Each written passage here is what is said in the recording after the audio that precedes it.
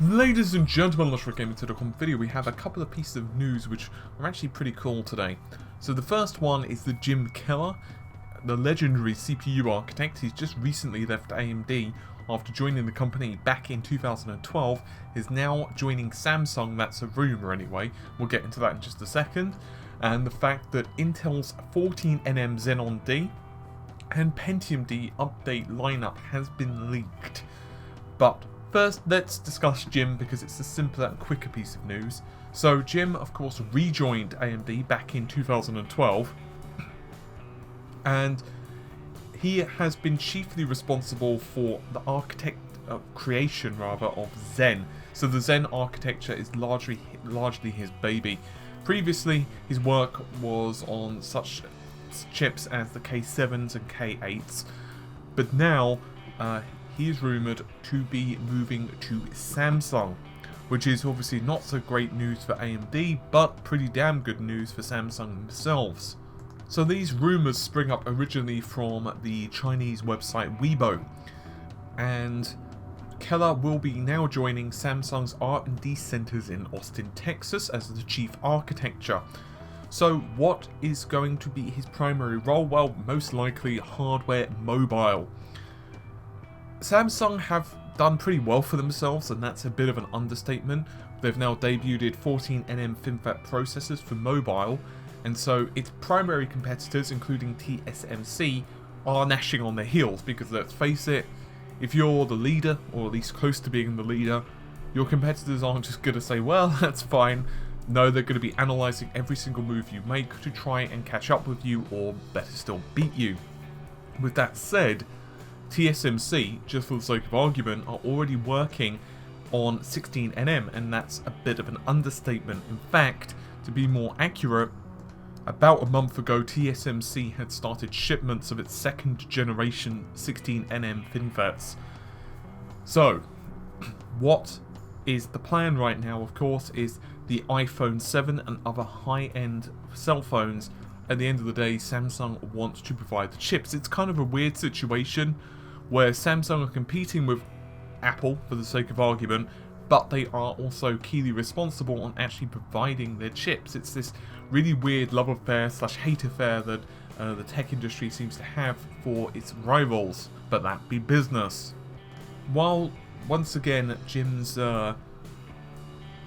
joining Samsung is certainly not confirmed yet, he does have, if you look at his employment history, he has this thing of joining a company for 2-3 years, coming in, swooping in, saying, hey, I'm going to help you with this project, whatever that is, get the project finished, done, and then he'll move on to a different role. He's done it with AMD a couple of times in the past, and who knows where his future lies in, let's say, 4 or 5 years' time. Switching things over, however, to the Intel side of things, Intel's 14nm Xeon-D lineup has leaked out. Now, there have been some reports, in fact, a couple of months back, regarding the Xeon-D architecture, and it's basically high-powered SoCs. You could almost say that the Xeon-D is an amalgamation, a Frankenstein's monster of high-powered Xenon processors with low-power requirements, for example, the Atom-based SoCs.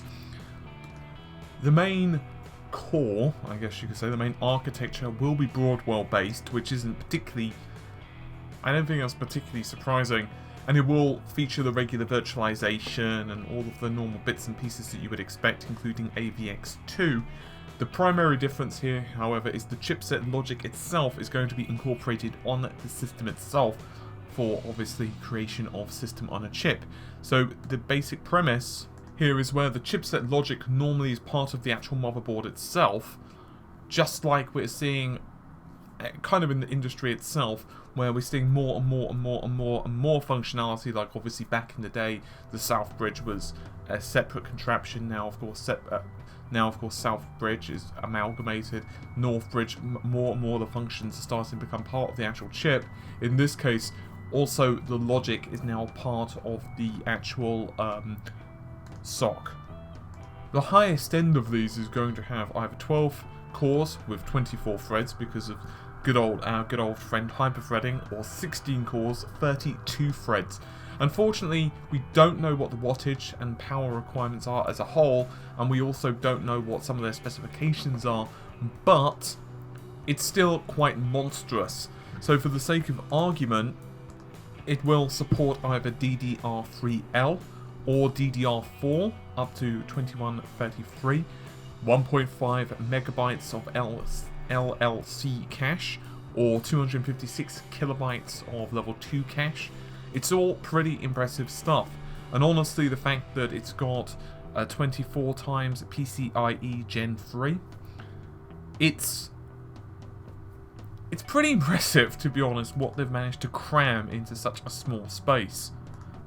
Intel's marketing continuously refers to the Xenons as big cores.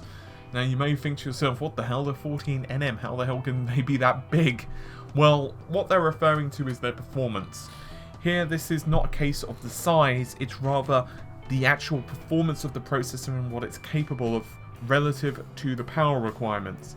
So typically when you think of low power, you kind of think of relatively low performance. It's not to say that, you know, the performance on a scale is bad or anything like that. Like, let's for the sake of argument say you've got a 10 watt processor, you don't necessarily expect it to compete with a 240 watt TDP processor. But in this case, what Intel are getting at is that yes, the power requirements are low, but the actual performance of the chips is absolutely very impressive indeed. Now, Xeon-D is primarily going to be systems for, say, chip communications, storage markets, that type of thing. But that's not to say that this doesn't impact us as regular, standard gamers or power users, as it's a great sign of things to come for the future, and just what we will indeed be enjoying in, say, 3, 4, 5 years' time, and how performance is starting to scale and how power requirements are starting to diminish. Now that we are starting to move to smaller FinFET processors, and the fact that we as consumers are expecting to use devices with increasing amounts of power in sometimes smaller form factors. So yes, you're possibly not going to have, let's say in a couple of years' time, this type of chip in your smartphone, but in 3 or 4 years' time, who knows where this type of technology will go, or more specifically, the basis of this type of technology will go. With all of that said, hopefully you found the video somewhat interesting. I'm always a bit dubious about whether to do the server stuff, because some people seem to like it, other people not so much, so let me know your thoughts and opinions on it. Should I cover this stuff? Kinda cool because it's technology, but, you know, let me know. Anyway, hopefully you've enjoyed the video, I'll see you soon, take care, bye for now.